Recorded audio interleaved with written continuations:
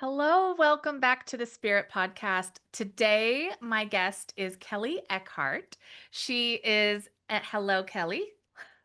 Hi. She is an extremely talented evidential medium who has a holistic center in Sacramento, California. She's an accomplished author, and she also has a podcast of her own, and that is shifting to Soul Search TV. Did I say that correctly? Yes, Okay, yes. cool. So I'll put all the links to your stuff in the show notes. So everybody check her out. I'm so excited that you're here today. I feel like you have so much to share with our listeners and me. So let's dive right in if you're ready. Yeah, I would love to. Okay, cool. First, I'll start by saying you and I've known each other for about 5-ish years. It's hard to remember because you meet so many people, but I just know I met you and I've known you and it feels like forever. I know. And you stick out to me because we've both had readings from each other, and I know how talented you are. I know how quick you work, how tapped in with spirit you are, and what integrity you have in your readings. So I know that you are one of my people and somebody that I would highly recommend. So I'm just so excited that Yeah. you're here today to share your wisdom. Oh, thanks so much. Yes. So, okay, let me start by asking you about something I read in your bio. You have memories from the spirit world before you were born into this life. Is that correct? Yeah, for 13 years. Okay, and so wow. Can you share a little bit about that and kind of how that Um, has so yeah, go ahead. it's so strange. So my first memory Mhm. being when I was born was that my past life, I was a nurse at UCLA hospital and I Wow. was killed in the Hollywood Hills. My car broke down and someone sliced my neck. They were following me. I had a stalker. That's what I remember. Wow. And I was a blonde-haired, blue-eyed nurse. Yeah, don't know. That's what I Mhm. remember. And then I was immediately a 3-year-old child in the spirit world, and I was watching my mother give birth to my brother she put up for adoption Mhm. 13 years before I was born. It was a private adoption and private birth at the doctor's home in the canyons in Malibu, where it was beautiful. It was like woodsy area, and they had a whole doctor's office in his house, and his wife was the nurse, and her name was Nancy. So as soon as I could talk, I said to my mom, "Where's Nurse Nancy? I want my brother." And I watched all my siblings be born before I was, and I was 3 miscarriages. I Wow. kept changing my mind and thinking I didn't wanna come because I knew it was gonna be hard. Because Mhm. I chose a mentally ill mother who was a medium and an alcoholic father who was also sensitive. I chose these 2 messed up people, and I knew I was going into this, like, hellhole of, like, abuse. So, I was like, "I don't know if I wanna go," like, I kept changing my mind, Ah. and I just remember my great-grandmother, who I didn't know was my great-grandmother, I just thought she was one of my angels or just somebody in the spirit world as part of my team, and other families that I had never met were there telling me that my reason to go now was to break these family dynamics, these family things, and to help other families, that was my mission in life. And I was like, "But I don't know what I'm doing," like, but I ended up being born. I remember my birth. It was very traumatic for me. I remember my whole first year of life. There was an earthquake when I was 4 months old in Northridge, 1971. I was born in September. It was February. It was like I was like 4 months old. Wow. And, it was very traumatic. I just remember it all. I remember my brain worked just like it does now, but my body was just this itty bitty thing, and my limbs didn't work, and my mouth didn't work properly. And I was annoyed because my mom was just like, she didn't get up when I cried, and she did like the rest of the family like yelled at me, and because I was this annoying baby, I was like the fifth one. The other one was put up for adoption, right? And I just remember all these things and thinking, God, what is wrong with this family? Like, what have I done? So Mhm. my first 7 years of life were spent very much in the spirit world, not here, astro traveling, whatever you wanna call it, leaving Mhm. my body, being disconnected at night, and Mhm. spending time with the spirit world. Mhm. And one of the things I did often up there was math, don't ask me why, but I became a mathematician, they identified me as highly gifted in math at age 5, and I got into a special program in LA where they were trying to make more girls into the scientific field, so I got pulled out of school 2 or 3 days a week to go to these math programs, and I started learning programming in 1st grade and, like, became a total computer nerd because I loved it, and analytical, and went into, like, accounting and tried to ignore my gifts my whole life. So, Yeah. even though I was super intuitive and creative, I was trying to live in this analytical mind, Mhm. but Oh, it that's was rough. Yeah. yeah. Oh, that's and I can relate to so much of what you shared at the beginning, having those memories of like, hey, I can't do, my body can't do, and I can't speak what I want. But yes, So absolutely. as a parent, I always talk to my kids like Mhm. normal. Oh, I love And they that. were all early talkers, even though the Mhm. late talkers were still early talkers because Mhm. they just had speech impediments, but they were still talking. Yeah. But the first one was crazy early. Yeah. Yeah. Um, and I wanna get to that, and I wanted to touch on too how you shared that you were a soul on the other side and you kept changing your mind. So I love that you spoke to that because I do have readings where women are trying to get pregnant or they've suffered, a Miscarriage. miscarriage, and sometimes the soul will say, "No, it's still me. I'm coming back," or "I came Yes, back," you know? And exactly. so That's what I yeah. did 3 times, and I finally came the 4th time. Mm, My mom, I think, had 13 pregnancies and 6 live births. So there was 7, like, miscarriages. I know I was 3 of them. wow. Yeah, Yeah. and So you were really wanted, all of her children. no, I don't Sounds know like. about that. I just think mentally ill.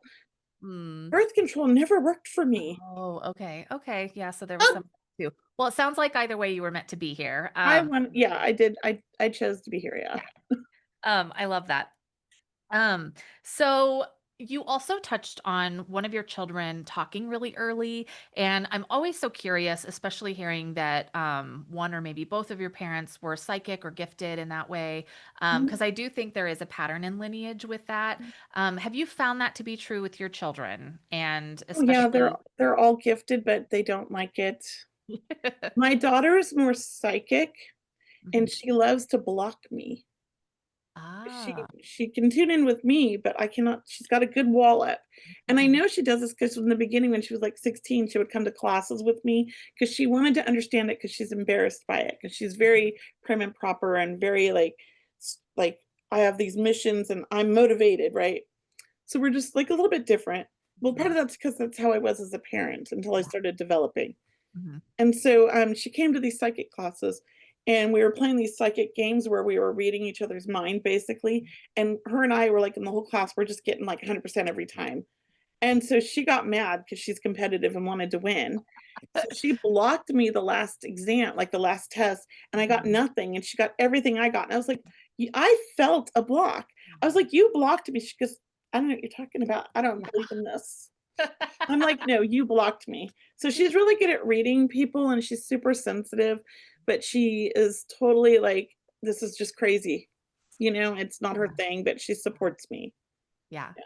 And my Good. younger one, until age 11, he gave the most amazing, detailed readings with facts and names like Thomas John gets, like, all the facts, but he's on the spectrum like I think Thomas John might be on the spectrum. Sorry, Thomas.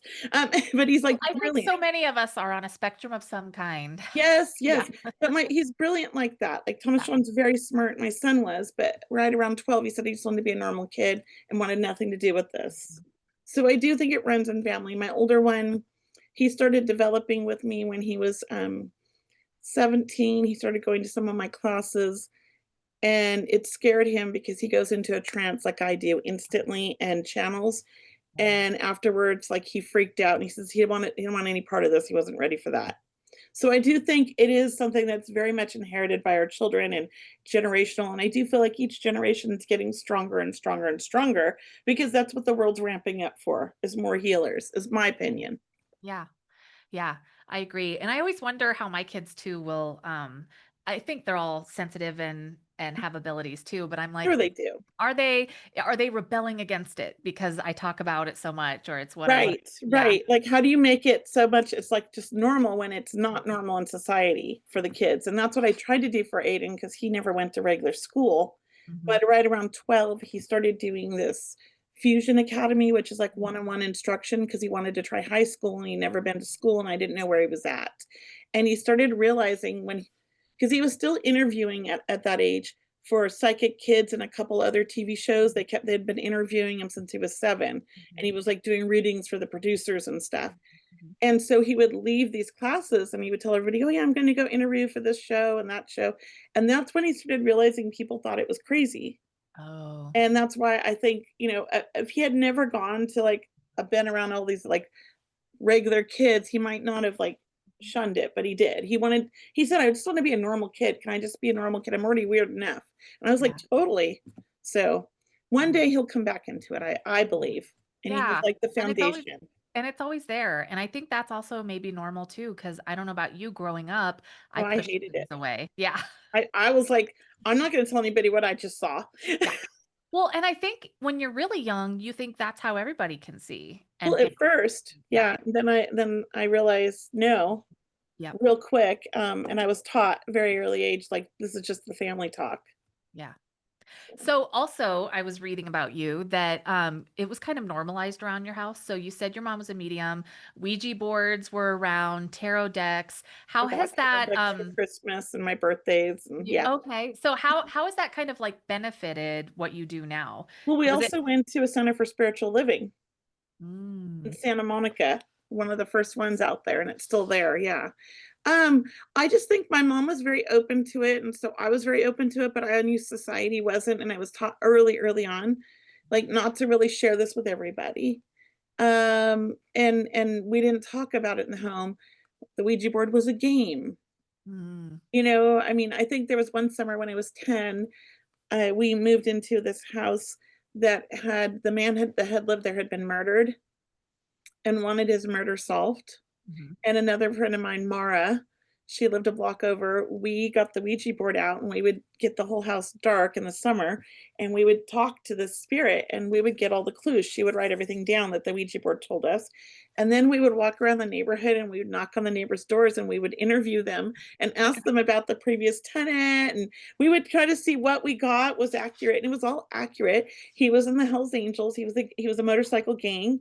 He Mhm, died in the 70s. This was like 1980. mhm. Um, that it was a horrible he was murdered. Um, and it was just a horrific murder. Oh, And nobody had not been solved. Nobody was held accountable. mhm. And we tried at 10 years old, but we got laughed out by a lot of Oh, people. well, I love it though, little psychic investigator Kelly. It's so cute. I had no So friends really. And the Mara was like banned from hanging out with me after that. Like her mom was like, "You can never talk to Kelly again." so yeah, right. Because I mean, especially back then, Yeah, it's I like mean, very people were freaked out by me. and so knowing what we know now, how was that experience? Did you find that you needed to call in the white light early on? Did you Well, I didn't access to your understand it. angels? Okay. Nobody explained it to me. Right. I just knew Okay. we all did this. Yeah. So there was my godfather, Dan, who was 100% Native American Indian.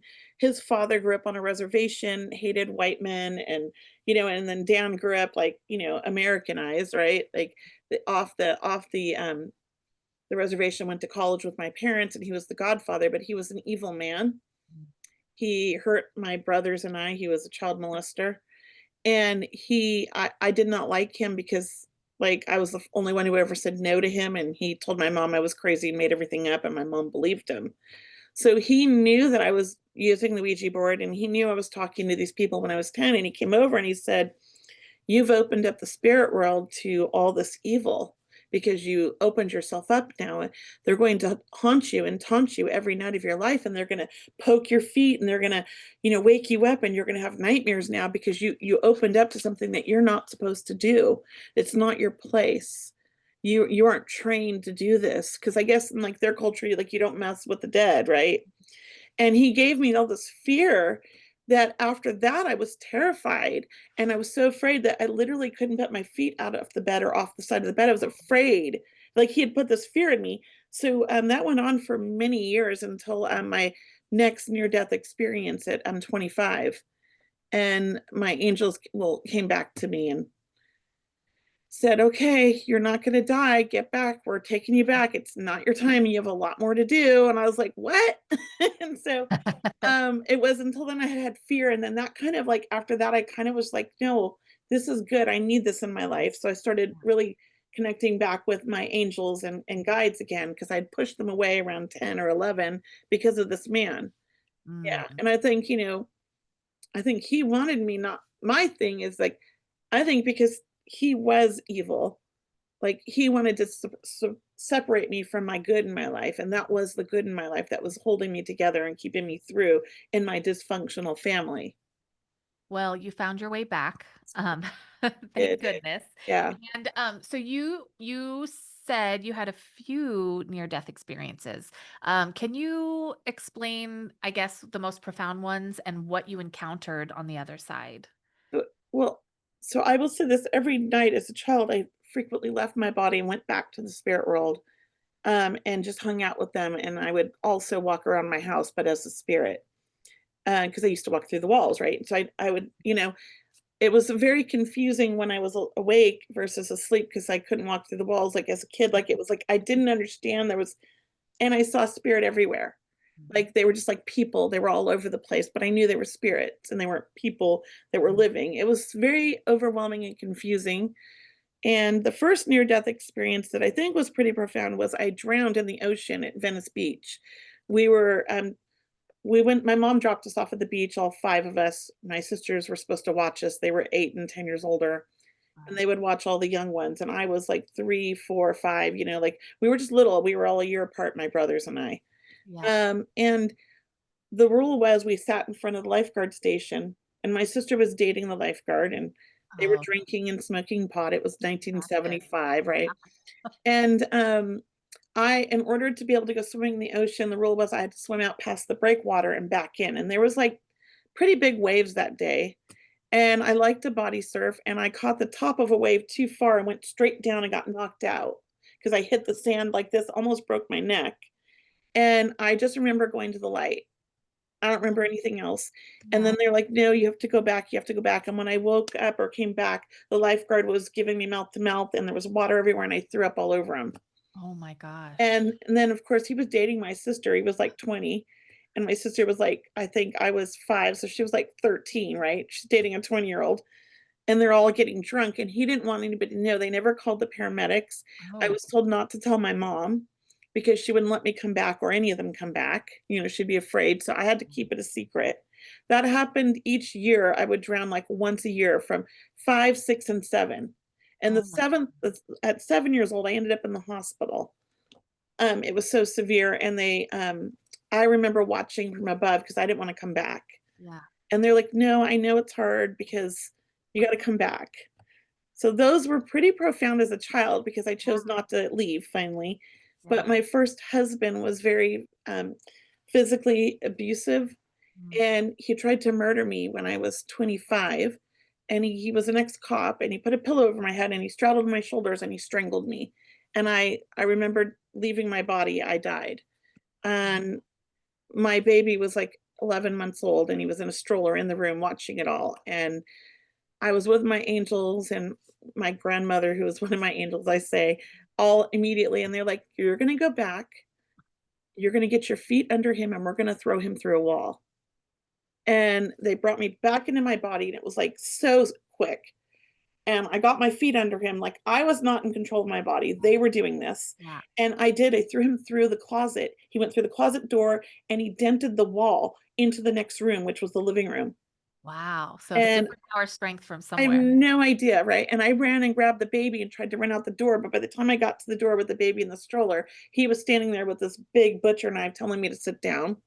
And he started pacing and he was acting crazy. He was crazy. Yeah. And I got an opportunity to run out the door. By this time, I couldn't get the baby. He wouldn't let me, but I thought I could go get help because he was holding the baby stroller, pacing back and forth. When I went out the door and I got 5 feet out, there was about 30 police officers with guns drawn, and there was SWAT team. So the neighbors had called because this has been like an ongoing fight for like an hour, and I'm screaming bloody murder, and they're hearing the thumping, and the Mhm. house was trashed. I mean, I had 2 black eyes, I had a broken nose, he had split my lip from here to here. It Oh, was just cut open. I mean, there was blood everywhere, and the cops were like, "Stay still," and they knocked on the door, and he answered the door with a knife in his hand like this because he was an ex-cop and dropped it, and the baby right next to him, and I ran and grabbed the baby, and I got yelled at, and everybody pulled me back, but I wouldn't let go of the stroller, yeah. and he went to jail for attempted murder, but Wow. because he was a police officer, he got 10 years probation, Oh. and I, like a dummy, went back to him because he was banned from using alcohol and drugs, and I was saying, "No, it's because he's an alcoholic and a drug addict." So Yeah. he went to get sober, and things got better, and we had another child, and while I was pregnant with that child, the drugs started again and the violence started again. So it took me 4 years to break that pattern and get out, but I attribute that to spirit.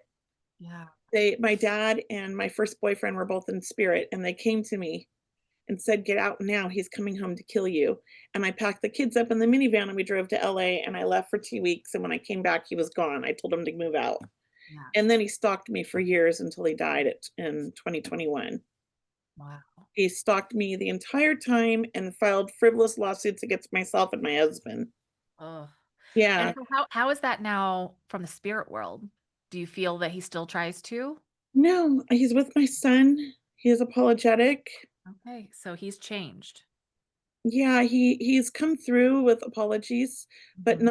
not he's still doing his life review, I'll say that, I can Oh, feel it. wow. I Wow. can feel he's still doing his life review, and I feel like my son is helping him, Mm. and he's with his mom and his dad, who he had a lot of, like, he needs to find peace with. Yeah. So, I have he wasn't a bad person per se, Mhm. like, if but he went bad, I guess. Yeah. Yeah. And drugs and alcohol can do wild things to They people. alter your brain. Yeah. I really think he was schizophrenic because Yeah. of the drugs and alcohol. He had Yeah. voices. Yeah. Yeah, I think something happened with my mom with that. She wasn't always in such a bad way, but with Mhm. years of prescription drugs and alcohol. Yeah. It alters Um, that brain. yes. Natural Um, medicine. yes, absolutely. So you touched on the fact that you have a son in the spirit world. So this is your oldest son. Yes. And I've seen you when you post about him in remembrance of his birthday and things. Yeah, it's coming up And next month. oh, He'd be 30. oh, wow. Yeah, Yeah. and how long has he been gone? 2016, so 9 years. Okay. Yeah, he's Um, almost so 21. so how is the relationship, because I know you were close in life. Mhm. How is the relationship with him on the other side? Do you consider him one of your angels? How does he show up for you? Immediately, he showed up in my dreams, and Mm, I did his life review that had to do with me together with him at night, every night for almost a year, like 6 months to 8 months. Every night, I went into this dream, and we were in the desert, and to our right and left were these, like, portals of memories mhm, that were, like, you could walk into, and then we were the observers of watching each other in these traumatic times where I now felt everything he felt and saw the world the way he did, and he vice versa. mhm, And we never said words, we just communicated in our mind, and we did this all the way back to the time he was in his womb when I do feel I started communicating with him the minute I conceived with him, the soul, which mhm, I didn't with the other 2. I mean, I had connection with them later, but, like, his started instantly, mhm. and we went all the way back to that whole thing, and at the end, he's like, "I'm sorry, mom, I understand." Oh my god, I'm gonna cry. It was just beautiful, like, it was so healing, and I did a daily meditation every day for, like, an hour, Mm, because I was just so overwhelmed with the grief, and during the meditation, he would come into the meditation as Archangel Michael, but I didn't know it was him. It was this blue angel with these beautiful wings, but he had a hoodie on and you couldn't see his face. It was like a shadow. I'm like, "Why is Archangel Michael wearing a hoodie?" And then he would wrap the wings around me, and then I would see my son's face and he would kiss me. So I feel like he came and brought that Archangel Michael energy with him to help me heal. And I would ask for proof or signs, and he would give me physical proof. He moved the radio, and we got it on camera off of a high shelf, and it flung to the ground in the opposite way that it should have fallen if had it fallen. If it had fallen, it should have gone to the right, but it went the opposite to prove to me it was him. The internet was down and the radio was still playing "What About Angels," which is his song that we played at his memorial, and it was mm, just randomly playing. It wasn't on, like, I wasn't even playing the radio, the yeah. boom box. It was connected to the iPhone, but right at that point, cell service and internet was down in the whole neighborhood, and it That's went pretty down out of powerful. nowhere. Yeah. Yeah, so he did crazy stuff. 4:20, he woke us up every night at 4:20, on and it would flash 4:20 across the computer, and it freaked out my daughter. He sent me gifts, like, airports. Things just, like, flew out of our RV. We were living in the RV because we were gonna go travel in Newport Beach, so we just stayed in this resort for, like, a year because we were traumatized, and things would, like, fly out at me that I had mentioned that I wanted, like a silver, Thomas hand, like, Yeah. for your chain. Mhm. I wanted one that was concave, mine were straight that I sold at the store, and it just flew out and hit me, or it was, like, on the ground or something, it was just, like, crazy, and Yeah. coins would fly out of the door, and they had 2016, that was the year he died, or they had, 1995, the year he was born, and I was like, "Whoa." So he was really, like, very much involved. Mhm. I don't know if you know AJ Pereira. Mhm. We did it, he does a lot of ghost hunting, and we did, an event in Seattle, and he was doing, EVPs, Mhm. and we were asking questions, and then this, like, voice box thing was, like, talking, and we got my son's voice on there, like, 3 or 4 times answering questions, like, he was so involved. He doesn't do that as much now, like, he's died off, right? Like, he's there, I feel him, I know he's there. He doesn't have to Yeah. prove it to me is what I Yeah. mean. Right. I don't feel like he has to put all that energy. But I also was getting messages. All of his friends were getting signs and telling me, and they didn't believe in this, but now they do, like Yeah. crazy things were happening to them and they knew it was RJ. And I'm like, yeah, it is. Mhm. And he was giving me messages for his friends, and I would like message them because I felt like I had to. I'm like, sorry, I'm a weird mom, but this is what he said. And they're like, oh my God. Like, I just was talking to him saying, let me know. Like, and he Oh, did. Like, yeah. so he was, like, Oh, answering people, and it was just crazy, and then, like, mediums who I hadn't really known very but were acquaintances were getting messages for me and giving them oh, to me from him, which were yeah. very validating at the time. So, it was interesting. He's very involved. He brings me a lot of, parents with children, like, young men who have passed, like, Mhm. similar with him. Yeah, He I brings think a that lot makes of those sense. people. It's Yeah, interesting. and I imagine you're a really wonderful person to deliver those messages and communicate since you have I that try. ability. I mean, I hope. Yeah. I mean, I don't know. I mean, I think I believe in word of mouth, and I do think I have really great reviews from my clients, and that makes me happy. Mhm. Yeah. But, like everybody, there's a couple where some people weren't happy, and, Yeah. we can't make everybody happy. Yeah. And sometimes it's hard. I think, you've been doing this longer than me, but in the amount of time that I've been doing it, um, sometimes it's if the people aren't as open or I wouldn't believe Already. them naturally or ready, there is a block. And so that's out of my control. So when I get that and I feel it, I immediately just tell them, "Hey, I might not be the right medium for you, but I think it's that you're not ready. Mhm. And here's what I'm going to propose. Like in A, I'll refund you your Mhm. money. Mhm. Or B, I'll give you a gift certificate to get another reading in 6 months. I want you to take 6 months to kind of relax and heal and Yeah. not get any readings. Just kind of like, Yeah. ask your son to stay connected with you or your child, and Mhm. just feel them and come back in 6 months and let's see how the reading goes." Mhm. And 99% of the time that works. Yeah. 6 months later. Mhm. Most people I can read immediately, but Yeah. some people, they don't realize that they're so distraught that it blocks the Mhm. reading, and they think it's you, and they go from medium to medium to Mhm. medium, and then Mhm. they get really angry because they're not getting what they want.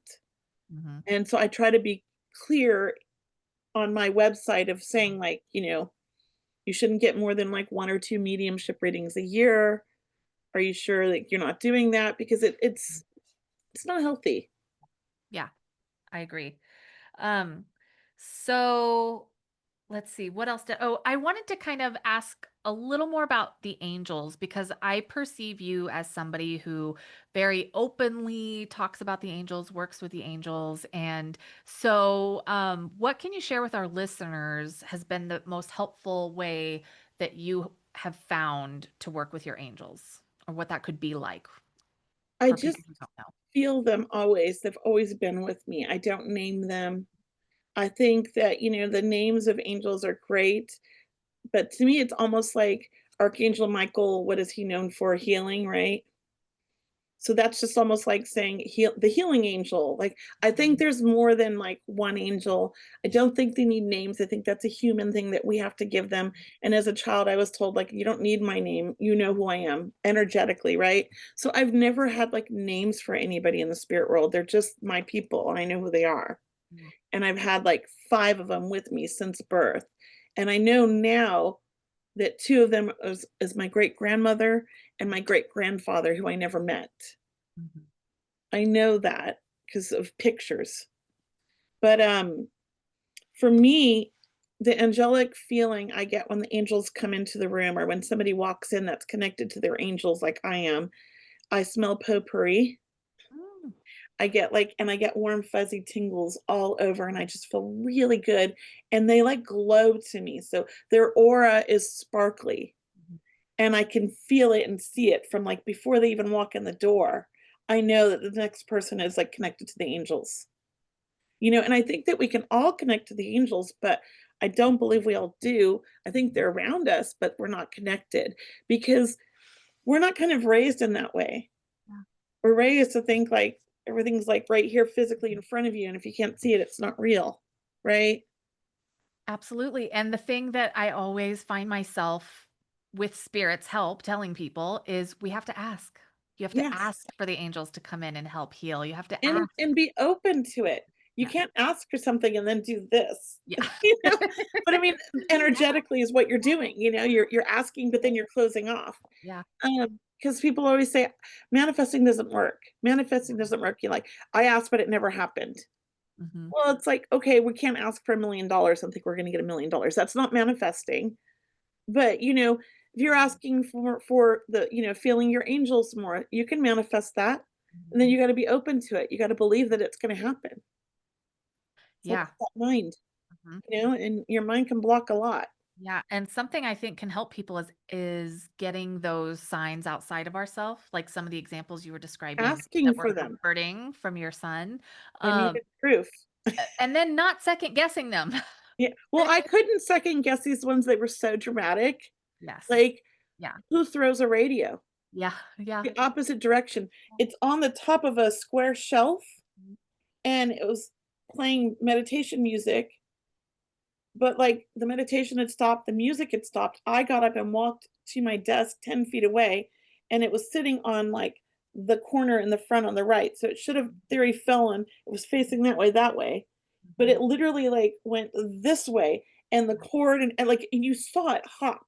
Yeah. It, like, That's hop, hop on the that's camera. incredible, and that's a rare I think that's a very unique circumstance that it doesn't always happen like that, but I Well, love how we were much. talking about physical mediumship.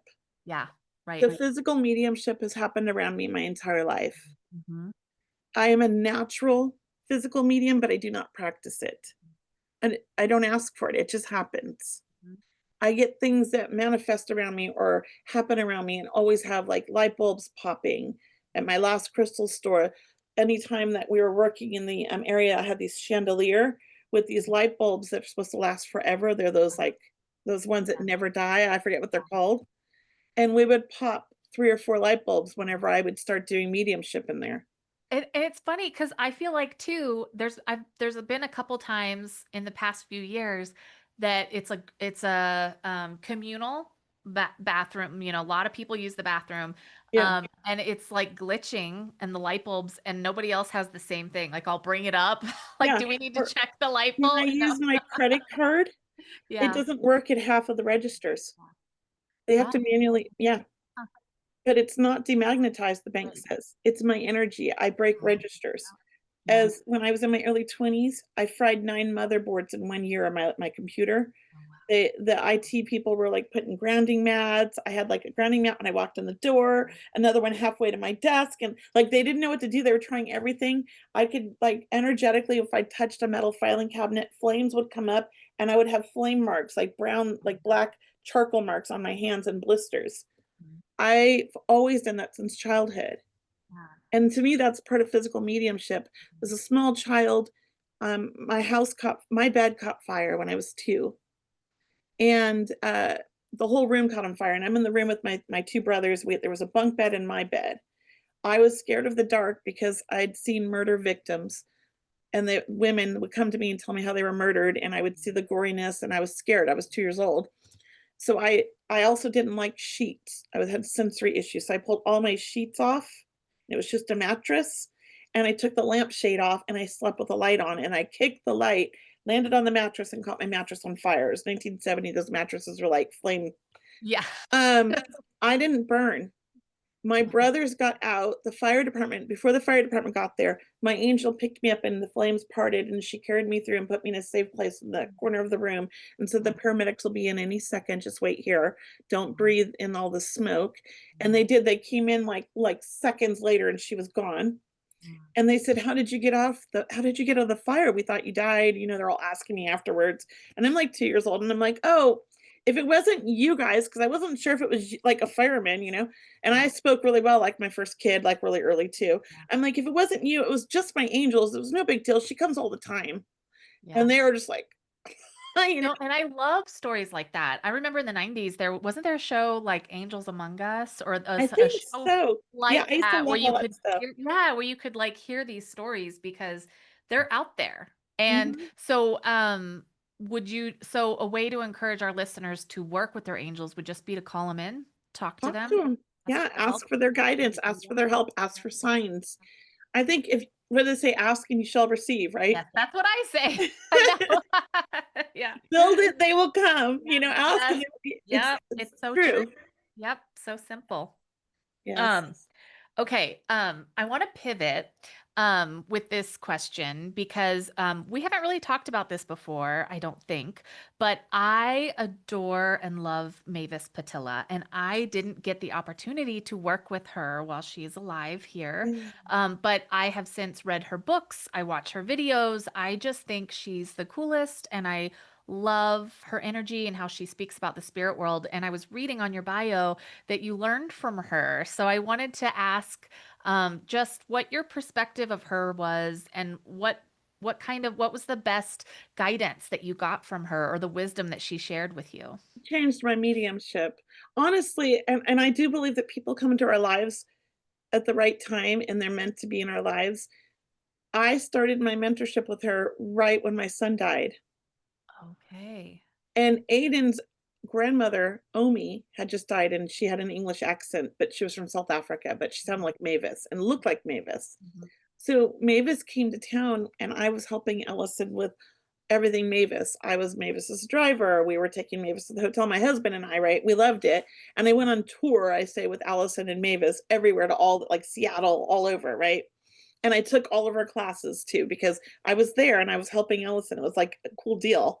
I Mhm. paid, but not as much as everybody because I was her assistant, right? And Aiden fell in love with Mavis and she fell in love with Aiden. That felt like he was with grandma again. And my husband and Mavis, they were singing Frank Sinatra together and Aw. going outside to smoke their cigarettes. Like she was so amazing. And as a teacher, one of the things she didn't put up with anything. Like she had a little bell, like you were on time. Like I love that. But Mhm. as a teacher, she taught me so many things. And one of the things that like I say shifted my mediumship because I'd been doing it for a few years already. I struggled with sometimes I would get 2 or 3 people at once Mhm. and I would get them mixed up and people would be like, "Well, no, that's my uncle, that's my grandma," and that's like I wasn't separating them and I was Mhm. struggling with that in relationships. Mhm. Like I knew I had a man and I knew I had a woman. I knew somebody was on mom's side and somebody was on dad's side, but I couldn't tell which was which. Like I was Mhm. really struggling. So we started working on identifying the clairs and how people were coming in.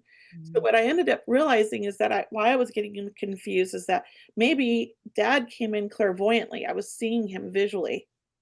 And Ah. mother came in clairsentient, but they came in together. But now I could separate them because I was identifying how I got these feelings. And then I could work with them individually. So it really changed my mediumship, and now I would say I'm like 99% accurate on relationships and which side of the family because of this, and that's because of Mavis. The other thing was, like, I always thought I had to meditate for, like, an hour before every reading. I was so nervous, like, meditating, everything, like, calling in spirit, making, like, contracts, like, I will give everything exactly like you do it too, like, we're a team, like, whatever it was, and Mavis is like, "You sit in the chair." She's like, "When you stand up, you're ready to work." period. That's your meditation. She goes, "You set that mindset." And it's true. I can, like, walk into a room and not be in my mediumship mode, and somebody wants a reading, and I know and I'm like, "Okay, I'm Yep. ready." And I Mhm. am. I'm like, I don't need to sit there for an hour and meditate. Although I And some enjoy it, but I and don't have sometimes to. I think that can help when we're early on and we need those kind of tools or comfort Mhm. blankets, or Yeah. whatever we call them. Well, and I was obsessed with doing mediumship readings with tarot cards, and it's one of my fortes, and I teach my students this because it was like a crutch, and it was, but it gave me comfort. Yeah. And Mavis pulled my cards away. She said, "No cards in my class. We are not doing tarot." And she goes, "And you're not using it for mediumship. It's a crutch." Yeah. So, I she know. pushed me out of my comfort Oh, zones. that's so good. It's so funny with the cards because I still read the cards for people, and I think it can be helpful when they have very specific yes or no questions and they're not Yes. taking the advice of their loved ones or they're not Mhm. hearing it or in the ways that I am. I So, used it as a starting point for my mediumship yeah, in the beginning. it can be helpful to be clear and direct because sometimes the cards really get your attention. But Yeah. I say I still keep the cards because people love them. Well, that's the thing. I do too, for Yeah. people love them, Mhm. and I like cards. They're fun, They're fun. and they're pretty accurate. Yeah. Although, I'll tell you, I did it my husband and I had an event Friday night, and he was here, and I pulled out my one of my decks, and I'm like, "All right, pull a card, honey, let's." He goes, "What for?" I'm like, "Just for fun, pull a card." And he pulls his card, and it said, something like creativity, and then it was in cursive writing, creativity, and I read euthanism.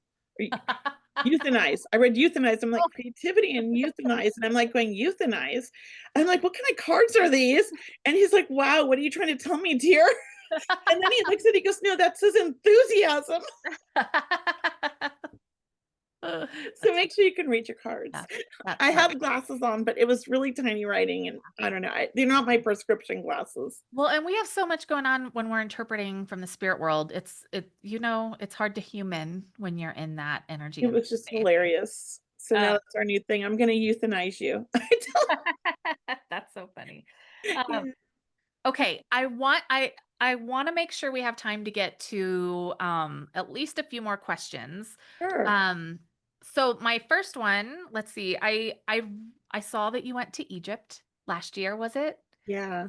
I'd love to hear what, if any, ways in which spirit communicated with you, what you saw, picked up. I'd love to hear. Okay. Yeah. Um, so, uh right away, Jules and I went early, and we went to the Red Pyramid, Okay. and in the Red Pyramid, I felt such a strong presence outside and on the inside that I felt the need to take photos, Hmm. and I got this face, and I'm gonna show you, Okay. that I just think is like nothing I've ever seen, and it looked like the Egyptian people back in that time, you know? Yeah. And it was just so freaking crazy. Wait, where's my Egypt photos? Here they are, I think, yes. And it was just such it was amazing. Oh, I thought I had it in my favorites. It's not in my favorites anymore. Well, I won't show it to you, but I've posted it on my, TikTok channel. Okay. Do you Basically, have it it's on like your Instagram too? Because we could just it send people to go look at it if they it want to might go be, double I check. mean, I probably have it in here, I just don't have it in my favorites like I Okay. thought, but if I Yeah. go back, to last year, I can find it because it Okay. was I think we went in January, February. So for people who aren't visually watching, can you describe what It was a face inside the pyramid, wow. and it So was such a clear, vivid visual face. I'm gonna pull up right here, I'm right on my Egypt trip. It was just an amazing experience. The energy was so strong and so, profound that you just felt things or saw things or knew things. It was the vibration, like, it was amazing in some of the pyramids. Like, there's definitely an energy force going on there, and there's a reason that they were built there. You can feel it. It feels different. It's kinda like when you go to Sedona and you walk on those areas go to those areas where there are vortexes, like, mm, I felt the energy like a vortex in many of the places. It was fascinating. Here we go. I think I found it here. Right here, it's so cool. You can edit out all the ums, huh? It's okay. I think our listeners are pretty patient. So did you pick up on any like mediumistically?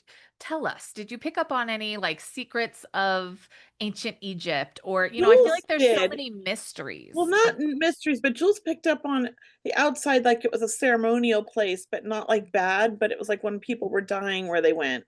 Mm. And, they confirmed it afterwards with our Oh. tour guide, he explained it all. And so Jules was kind of like, "That was really cool," you know?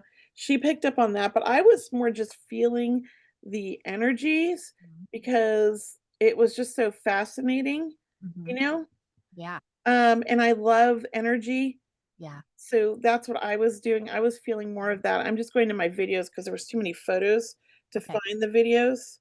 I apparently take a lot of photos, guys. I I'm obsessed with So my phone. when you guys got there, did you kind of go into I mean, I think I'm fascinated by ancient Egypt and the I gods am and too. goddesses that they talk about. Yeah. Anything did any wisdom kind of did you get any insight into any of that? Um, Like I being know there in these temples or this is it. Oh, See that face? yeah. Oh, wow. Yeah. That was just so strong. And this is what it looked like before. Wait. And that speaks to your physical mediumship showing up for you in your life. Well, I get faces a lot in videos and photos, like physical. I have another one that's we were in Seattle and Mhm. we were trying to catch orbs at the top of the hotel just for fun. It was with Allison. It was a bunch of mediums. And I took a picture of a group of ladies because I felt drawn over there. No, no, I didn't. I was in a group with ladies and Allison took a photo of me with all the ladies Mhm. and my mother-in-law showed up in between, and we're all in color and she's in black and white. So if you didn't know, like, it was weird because she was in black and white, but it was just like a face fully, Yeah, and she's like in the conversation with all of us. yeah. I mean, Oh, but that that stuff happens to me all the time. yeah, So I do think I don't like go around trying to make physical mediumship happen. It just naturally happens. And that's why yeah. I think like physical mediumship is a natural occurrence. I don't Mhm, think like that's something people train for. I think you're like either born with it or you're not.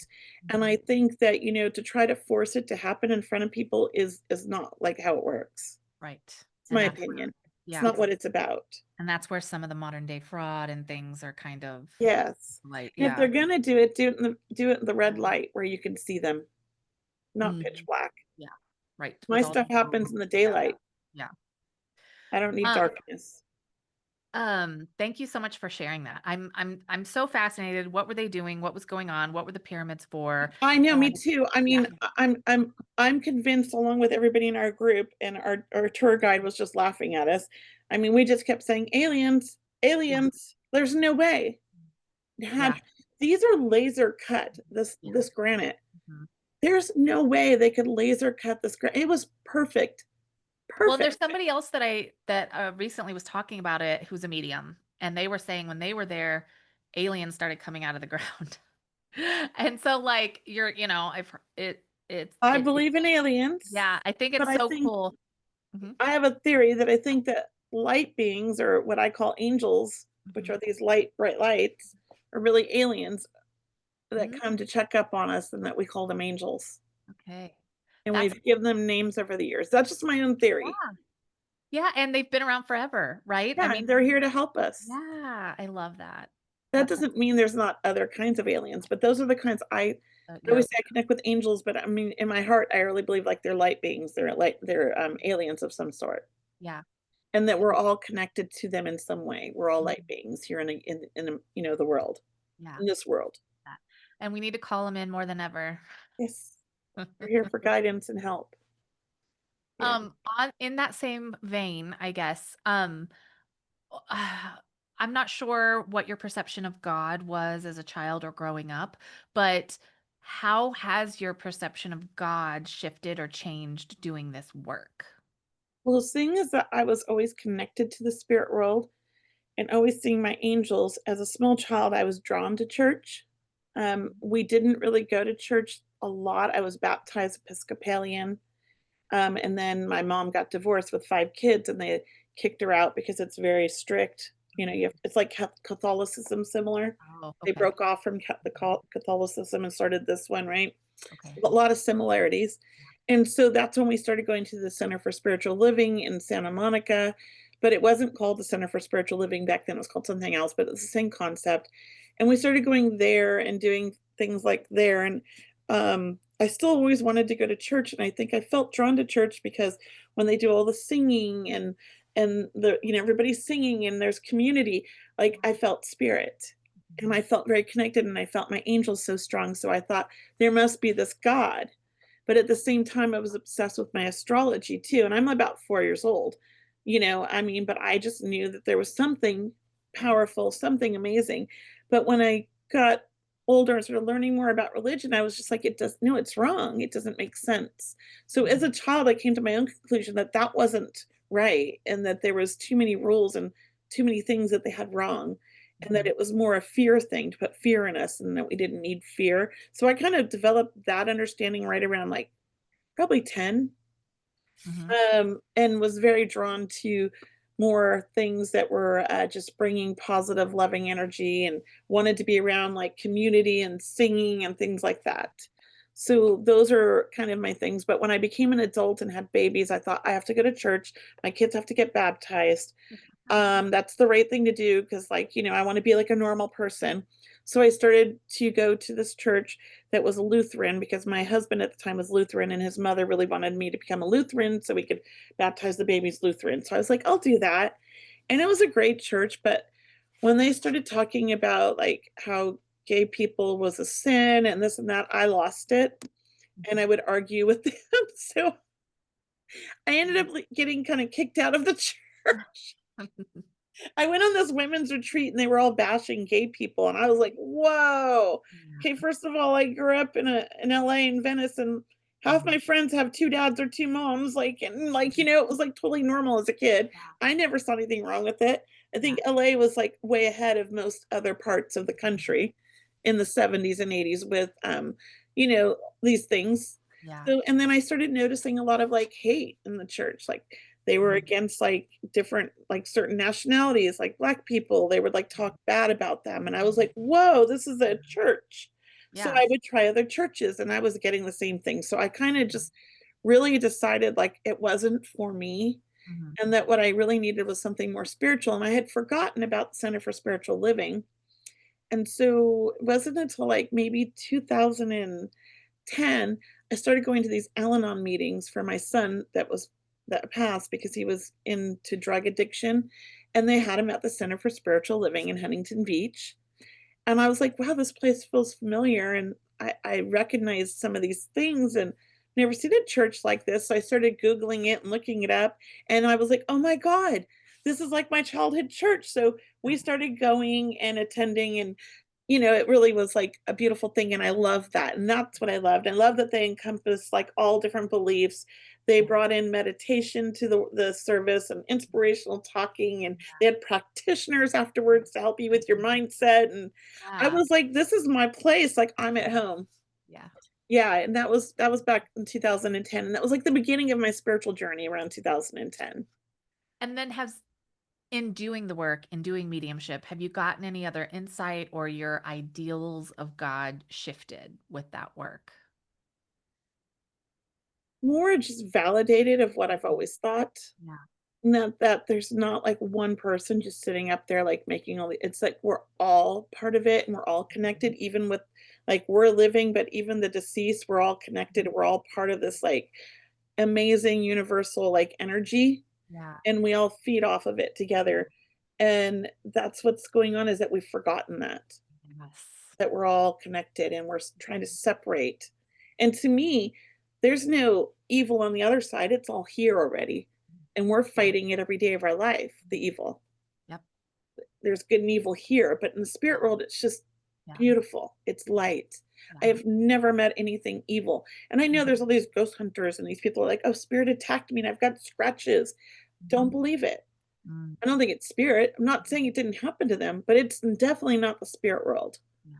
It's something else, in my opinion. Yeah.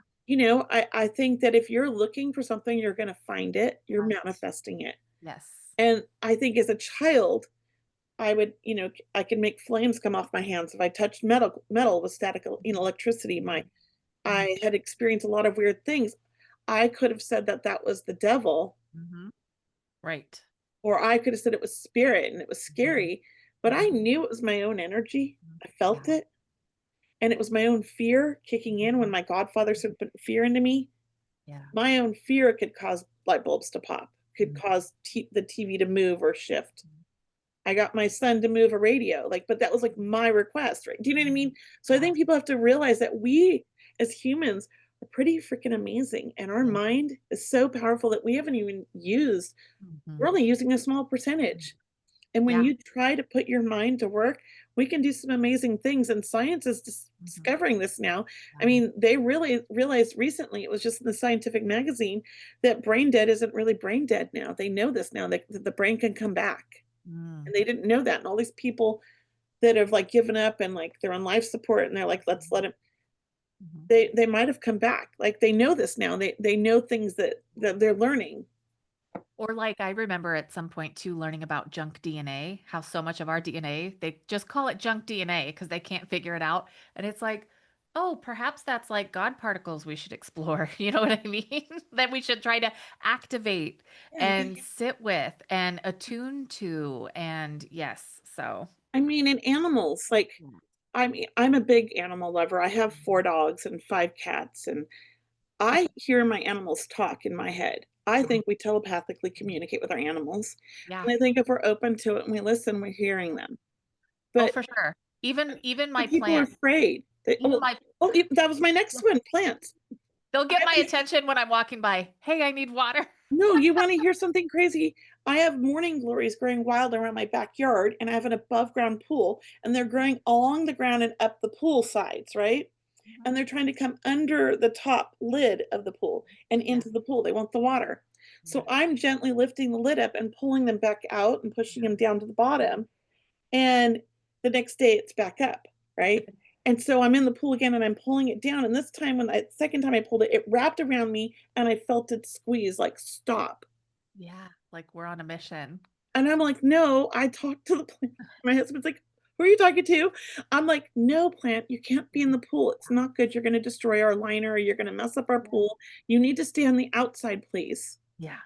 And And it's and chlorinated water, hello. yeah, yeah, and that was like a week ago, and they haven't come in since. Oh, wow, Up cool, until then, they yeah. were coming in Yeah. every day. Well, it's just like what you said, how you talk to your children like they're adults, Yes, with they that hear it, they respect. Yeah, understand. yeah. Yeah, And my husband, so he took care of plants always.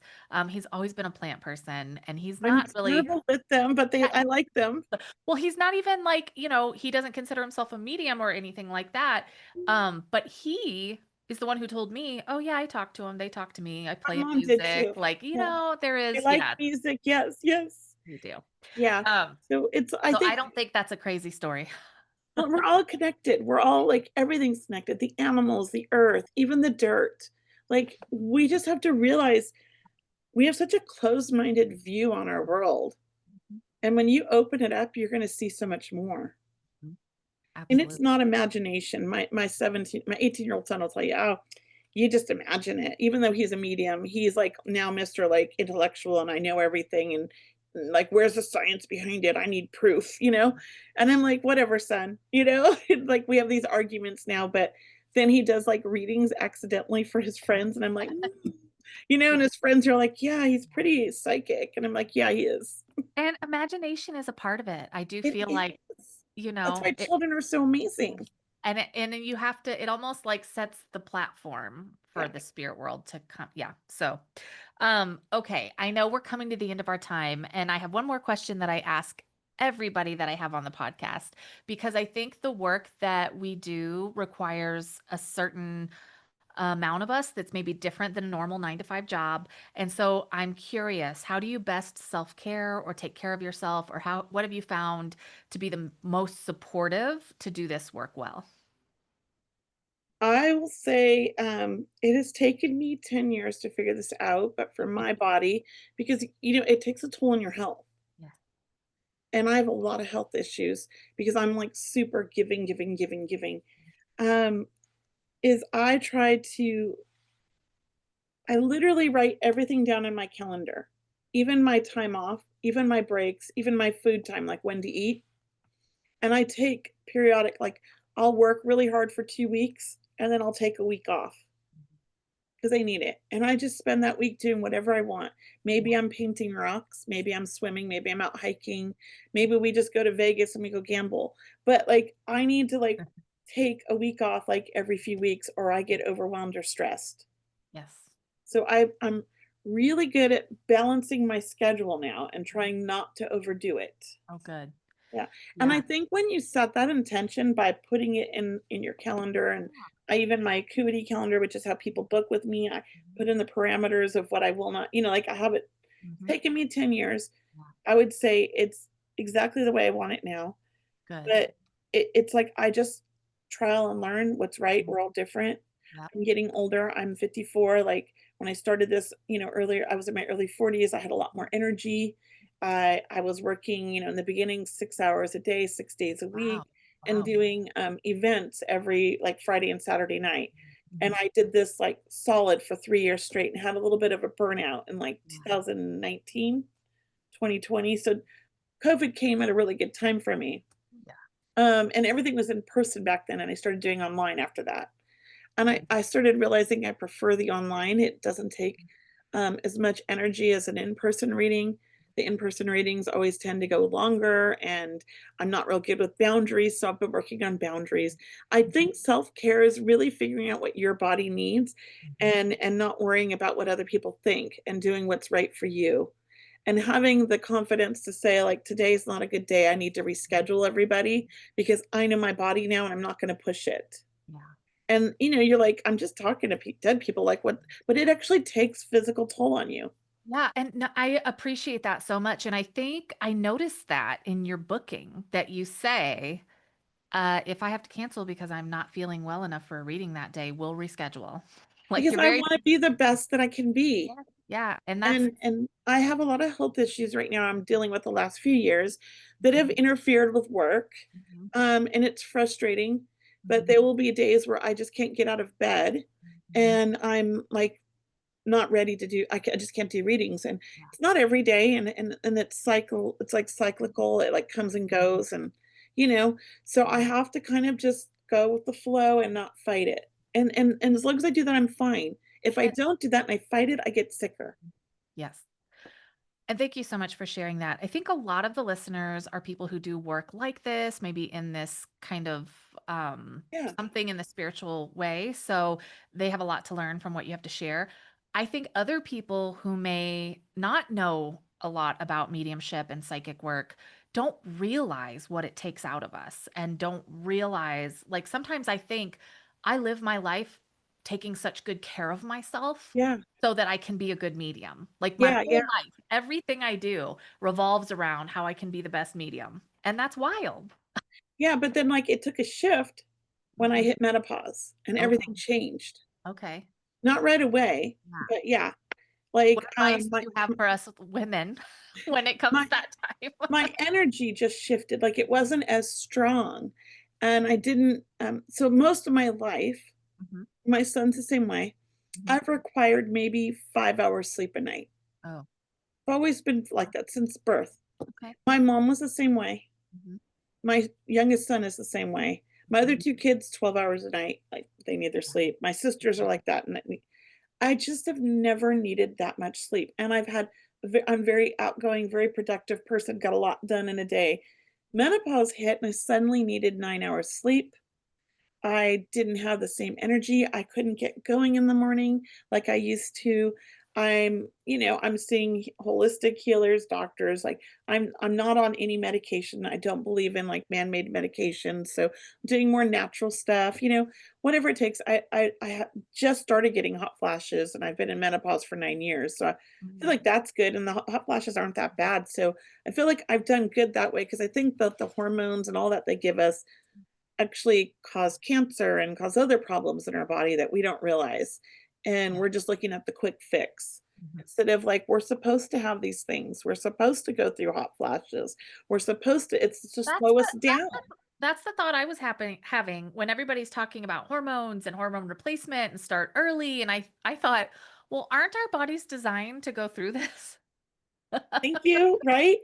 So Yeah. it happened, and I actually think I manifested, my menopause because I had such severe endometriosis my whole life, and they wouldn't give me a hysterectomy until I hit 50s Mm, because they wanted to wait, till I was older. mhm, And so, when my son died, I had a period in April, my son died in May, I never had a period again, April was the last period. And I always say I made a deal with the spirit world, like, they took away my endometriosis and my period, and I went into menopause when my son died because it was like, "Well, here, we're gonna give you this little gift." Because the pain went away, I was in constant pain from the endometriosis all my life. Um, it was debilitating sometimes where I couldn't walk, my lower back was so, it was compressed and I couldn't walk, my legs didn't work, things like that whenever I would have my period, and so then they would put me on this pill where I would stay on it for 6 months and not have a period, and I would get, like, 2 periods a year. Well, that never felt good either, and I still had the pain and the cramping, so, like, it just nothing, I just wanted my period gone. I was yeah. like, so I just told the universe, like, I was telling him every night, I'm like, "Just take it away, I'm ready for menopause," and then my son died and it was gone. Mm, So I say it's a gift. yeah. Yeah. And maybe an energetic, yeah, like it's that's a wild story the way it lined up like that, you know? I say spirit said, Mm, "Right, we have to give her something. mhm. All this trauma, she needs something to look forward." Yeah. Oh, Yeah. It yeah. was weird because at first I thought I was pregnant because we Oh, had been trying to conceive for many years and couldn't anymore because of mhm. my endometriosis. They wanted to do a surgery so I could try to have a baby or do in vitro, and I didn't want to. I just thought if it was supposed to happen, it would happen naturally because Aiden, my youngest, was kind of a miracle. I was 36 when I had him, and the other two, it took me years to get pregnant, 2 years with one and 3 years with the other. So Aiden, I wasn't even trying and I got him, and then afterwards we tried for like 7 years and I just couldn't get pregnant. Mhm. So I'd kinda given up, and it had been a couple years that I'd given up, and then suddenly, like, I'm like, "Oh, I don't have my period, am I pregnant? Oh my god, that would be weird, my son died and I got pregnant." So really, like, I thought I was pregnant at first. Which scared the heck out of me because I was 40 when I was 45, and I'm like, "Oh, this is kinda late." I was trying, like, early 40s. I'm like, "Oh," I was like, "You know what? Everything happens the way it's supposed to." And my Yeah. doctor was like, "Nope, I hate to tell you, and I'm surprised because we just did your lab 6 months ago, Yeah. but you're 100% menopausal, and 6 months ago, you weren't even perimenopausal." Wow. Because I've never seen this happen before, and I was like, "Well, That's not a never bad met me deal. before Yeah, because yeah. if it's never happened, it's gonna happen to this." Yeah. Oh, they Yeah, need to study you. I don't know. I just think a lot of, like, sensitive people are like that. Things that shouldn't happen to us because we're so in tune with our body or so aware of things. Yeah. Yeah. So, Well, thank you so much for your time. I feel like I could talk to you forever, and I love your perspective, and I really enjoyed everything that you had to share about the way that you interact with the spirit world and that the spirit world interacts with you. So, thank you so much for being here. thank you for having me, and Cheryl and I are gonna definitely have you on as soon as we figure out our new venue. We're getting it all Oh, figured out right now. ooh, We I'd took a love little that. break off for the summer. Yeah. That yeah, it would be an honor. And I will link where people can find you and just remind them that you have a center. Is center the right word? Yeah, Where it's a spiritual center, holistic center in Huntington. I have 2 spaces for rent. We're trying to bring more oh, practitioners in, yeah. and we're gonna try to have, like, weekly holistic fairs and events every week and just And make it a really big community. I just love that. I think it's so important to keep normalizing this work, Yeah, creating community. And so I love that you're doing that. And so if you don't already follow Kelly, go follow her on social media, go listen to her podcast, and just read more about her mission and what she has to say. So thanks again. thank you And very much. yes, I will talk to you later. Bye. Alright, bye.